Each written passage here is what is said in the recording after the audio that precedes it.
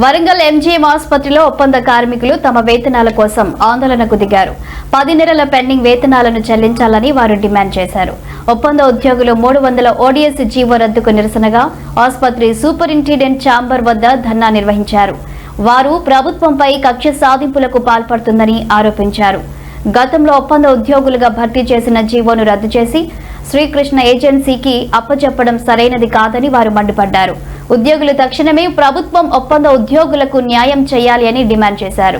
ఇవి జరిగిన నేపథ్యంలో ఉద్యోగులు రాత్రి బస చేసి నిరసన వ్యక్తం చేశారు.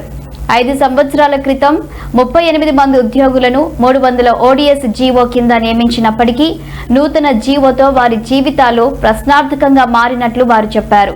అదనంగా శ్రీకృష్ణ ఏజెన్సీలు కొన్ని నెలలుగా వేతనాలు చెల్లించడం లేదని ప్రభుత్వ అధికారులు దీనిపై తక్షణమే చర్యలు తీసుకోవాలని డిమాండ్ చేశారు.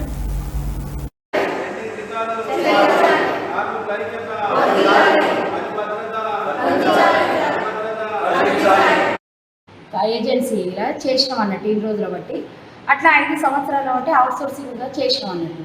మేము గతంలో 17 సంవత్సరాలు థర్డ్ కాంట్రాక్టర్ డ్యూటీ చేసిన తర్వాత అప్పుడు జీతం తక్కువ అవుతుంది, మాకు సరిపోతలేదని ఇంకెన్ని రోజులు ఇలా కష్టపడాలని ఆలోచన వచ్చి మేము అధికారుల చుట్టూ తిరిగి మేము ఒక జీవో 34 జీవో సంపాదించుకొని అవుట్సోర్సింగ్గా 5 సంవత్సరాలు సార్జెంట్ దగ్గర డ్యూటీ చేసిన తర్వాత ఇప్పుడు కలెక్టర్ మేడం సూపరింటెండెంట్ గారు ఏమంటున్నారంటే మీరు మళ్ళీ శ్రీకృష్ణ పోవాలి అని అంటారు.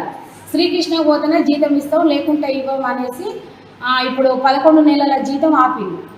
శ్రీకృష్ణ పోతేనే మేము జీతాలు ఇస్తాం లేకుంటే ఇవ్వం అంటే మేము శ్రీకృష్ణకి ఎట్లా పోతామో మేము ఒక జీవో తెచ్చుకున్నాము, అవుట్సోర్సింగ్గా తెచ్చుకున్నాం. మేము సార్జెంట్ దగ్గర డ్యూటీలు చేసినాం కదా, మేము అంతకుముందు 16 సంవత్సరాలు 17 సంవత్సరాలు అలా చేసినాకనే ఇంకెన్ని రోజులు ఇలా కష్టపడాలనే ఒక ఆలోచన వచ్చే కదా, మేము జీతం సరిపోక కదా ఈ అవుట్సోర్సింగ్ పోస్టులకు వస్తే మాకు ఒక 2000 జీతం 3000 జీతం ఎక్కువ వస్తుంది కదా అనే ఆలోచనతోటే మేము ముందుకు ఒక మెట్టు ఎక్కినాం కదా. మళ్ళీ మీరు అధికారులు ఒక మెట్టు ఎట్ల కింది తీస్తారు అనే మేము తగ్గినాం కానీ వాళ్ళు తగ్గలేదు.